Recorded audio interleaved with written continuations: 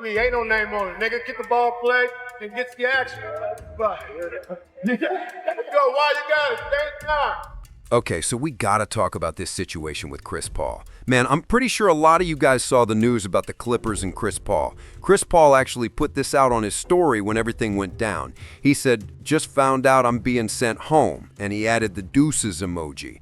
Naturally, people started reacting to it. Gilbert Arenas even chimed in. Oh, I done had it with the Clippers now.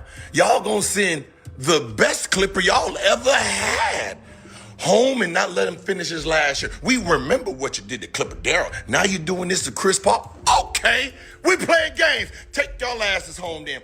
Go back to Buffalo. Yeah, we don't want you here.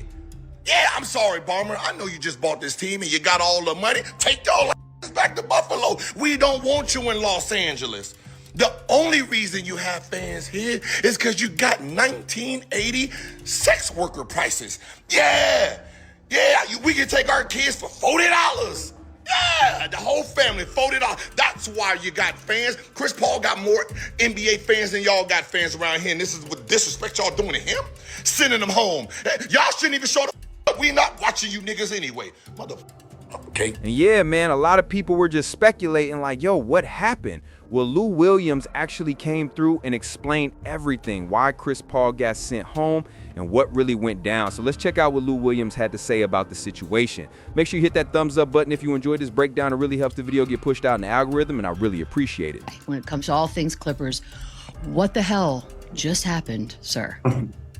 Yeah, just talking to a few different people over there and just trying to understand what transpired in the early morning hours of this team being in Atlanta. But from what I've gathered, that brought an end to this abruptly was there was a few scenarios, and which CP was holding people accountable from players to staff, from coaching staff up to the front office. And from what I understand, there was a situation where he even addressed the team and apologized and said, look, my criticisms are coming from a good place. I want us to be a good team. I want us to get this thing right. And he was just holding guys accountable. Now how some of that talk was taken or interpreted, that's up for the players and the coaching staff that was involved and how they felt about it. And then down the line, there was another scenario where, he was critical of front office as well. And I think that was the one that broke the camel's back. That was the straw that broke the camel's back when he had, some criticisms for the front office as well. I think that's what brought this to a head in the early hours in Atlanta. Like I said, I'm in Atlanta. The Clippers are in Atlanta. It was about, 3-something in the morning. For whatever reason, I was up, but I was up. And, and that's what I was understood, but for a player who's gonna go down as a Hall of Famer, for somebody who's gonna, possibly have the opportunity to be the first jersey retired in the Raptors over there at the Intuit Dome and be the first to represent Lob City and be the first person to represent the Clippers in that manner. This is just a sour way to go out.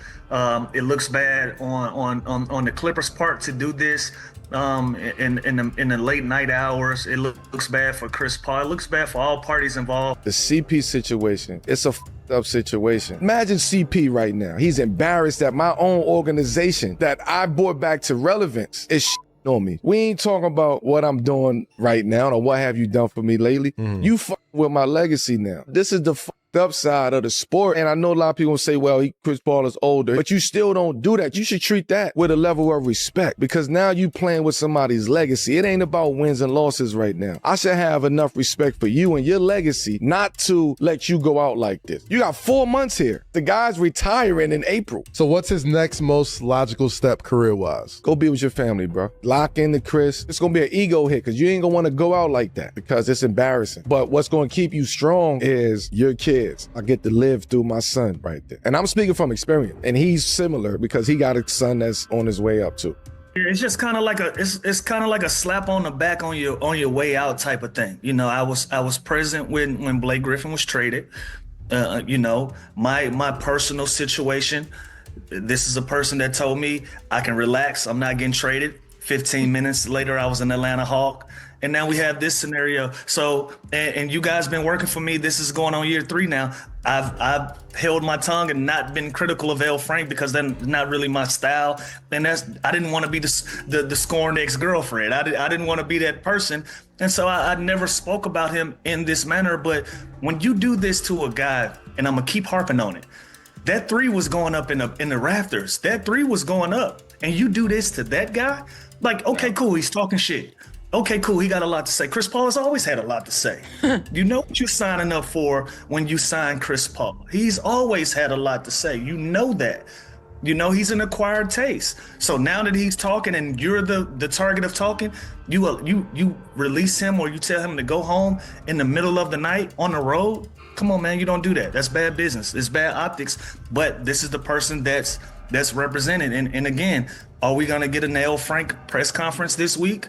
Is he gonna stand out in front of the cameras and take questions and yield questions about the state of where this team is right now? Is he gonna do that? Or is he gonna hide behind the shadows and allow somebody else to stand in front of the camera and not hold those questions? These are answers that we need to know. At this point, let's take the gloves off and let's get this thing situated and let's get it all figured out.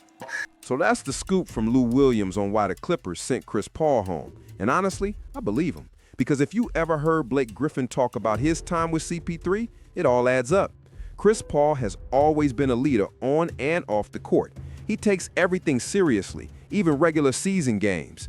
For him, winning isn't just the goal, it's a mindset.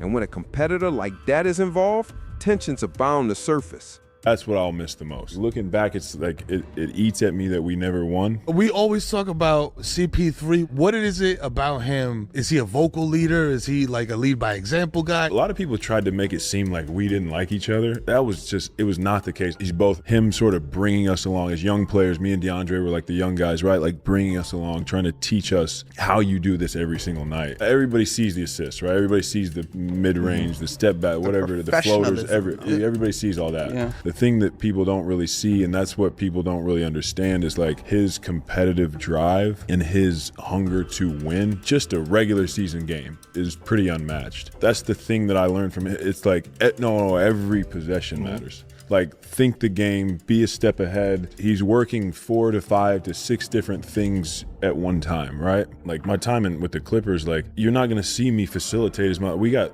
the best facilitator possibly of all time. Yeah, that's a fact. Why would I do that when we have the best one on our team? That was like, a TV show, man. That's why. Literally, You got clipped real good. were you offended that you were not cast? You know what I'm saying? myself. And like Blake Griffin as Man, himself. I gotta be Or honest. consulted at least. It know what felt I'm like saying? when they did the casting for my role, they were like, I mean, I guess we could dye his hair red. Like, they were just like, we got nobody. There's nobody that looks like this motherfucker. It was some sterling eyes. It was how he saw you.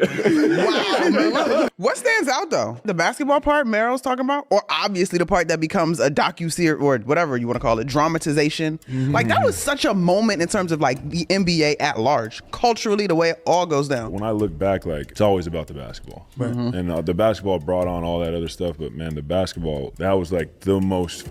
And honestly, people in the Clippers organization should have known what they were getting with Chris Paul. I mean, come on. He's been in the NBA for 21 seasons, drafted in 2004, and by now, everyone knows exactly what Chris Paul brings to the table.